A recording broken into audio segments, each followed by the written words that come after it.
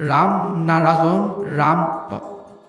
এনে বহু জীৱ আছে যি শব্দৰ দ্বাৰা জন্ম লয়, আৰু এনে বহু জীৱ আছে যিসব মানুহৰ উষ্ণতা পালে জন্ম লৈ সহজ অনুভৱ কৰে।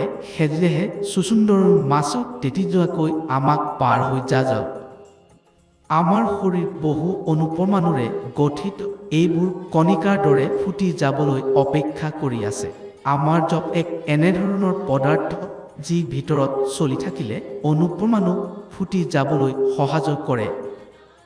যিমানো জীৱ আছে, এইবোৰ গ্ৰন্থিৰ ফুটাৰ ফলত তেওঁলোকৰ আকৃতি গঠিত হৈছে।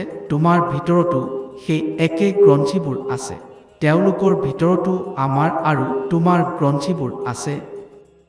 কোনো মানুহ ঘোঁৰা কেনেকৈ হ'ব পাৰে? ঘোঁৰাত থকা গ্ৰন্থিবোৰো যিসব কোষৰ বৃদ্ধিৰ ফলত এই আকৃতি পাইছে, সেই গ্ৰন্থিবোৰক বৃদ্ধি কৰিলে তোমাৰ আকৃতিও সেইদৰে হ'ব। এটা মুহূৰ্তত এনে পৰিৱৰ্তন ঘটাত কোনো অসুবিধা নহয়। যিকোনো মুহূৰ্তত যিকোনো ৰূপ গ্ৰহণ কৰিব পাৰি। গ্ৰন্থিবোৰ এটা মুহূৰ্তত পৰিৱৰ্তিত হ'ব পাৰে। এইদৰে লাখ লাখ ধৰণৰ বুদ্ধিৰ প্ৰকাশ ঘটে। মানুহৰ ভিতৰত 4টা গ্ৰন্থি ফুটিছে। ধৰা 10,000 বছৰৰ ভিতৰত এইবোৰ ফুটিছে। এইবোৰৰ ভিতৰত 6টা গ্ৰন্থি ফুটিলে হাতী হ'ল, আন কিছুমান ফুটিলে আন ৰূপ ল'ল। জপ আৰু ধ্যানৰ দ্বাৰাও সকলো গ্ৰন্থি নিফুটে, কিছুমান ফুটিলে।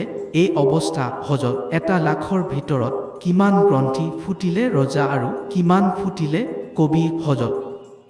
সকলো আছে বন্দুকৰ গুলিৰ দৰে। যদি ঠিক ঠাইত লক্ষ্য কৰা হ'ল তেন্তে বহু দূৰৈ পৌঁছিব পাৰি। চোৱা, সৰু এটা চাপত কি হ'ল? গ্ৰন্থিবোৰত চাপ নপৰে, সেইকাৰণে সেগুলি নিফুটে, কিছুমান তাপত ফুটে।